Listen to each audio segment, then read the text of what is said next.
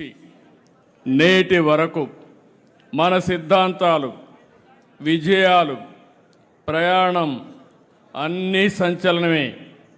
35,000 కిలోమీటర్ల మేర ఎన్టీ రామారావు గారు రోజు చైతన్య యాత్ర ఒక రికార్డు.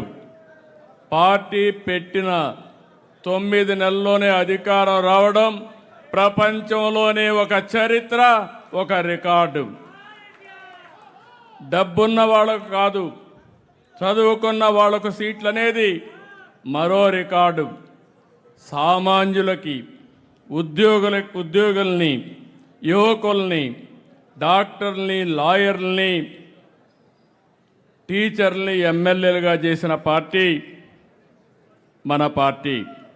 ఇలాంటి రికార్డులే కాకుండా ఎన్టీ రామారావు గారిని బర్తరఫ్ చేసి దేశ చరిత్రలో మరెక్కడ కూడా ముఖ్యమంత్రి అయిన దాఖలాలు లేవు.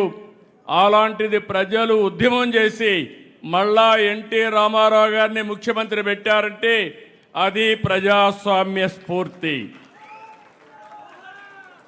ఇలా ఒకటి కాదు, 44 ఏళ్ల సుదీర్ఘ ప్రస్థానంలో ఎన్నో సంచలనాలు, ఎన్నో రికార్డులు. నేషనల్ ఫ్రంట్, యునైటెడ్ ఫ్రంట్ ఏర్పాటులో కీలకం. దేశ రాజకీయాలకి దిక్సూచిగా మారిన ఒక ప్రాంతీయ పార్టీ.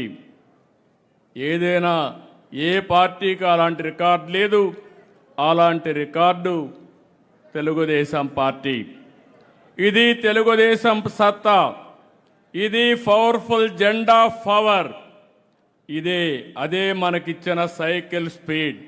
సైకిల్ చూస్తే మీకు జోరు పెరుగుతుంది, జెండా చూస్తే స్ఫూర్తి వస్తుంది.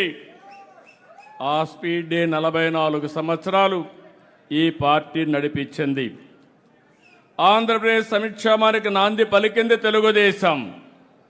అభివృద్ధికి అడుగులు వేసింది తెలుగుదేశం. 42 ఏళ్లకు ముందే ₹2 కేజీ బియ్యం పెట్టి ఈరోజు జాతీయ ఆహార భద్రతా పథకం అయింది. అప్పుడు తెచ్చిన మహిళలకు ఆస్తి హక్కు తర్వాత కేంద్రం చట్టం చేసింది. 44వ ఆవిర్భావ దినోత్సవ శుభాకాంక్షలు తెలియజేసుకుంటున్నాను. 1982 మార్చి 29న కరెక్ట్గా మధ్యాహ్నం 2:30 దేశ రాజకీయాలు మార్చిన చరిత్ర ఒక తెలుగుదేశాంది.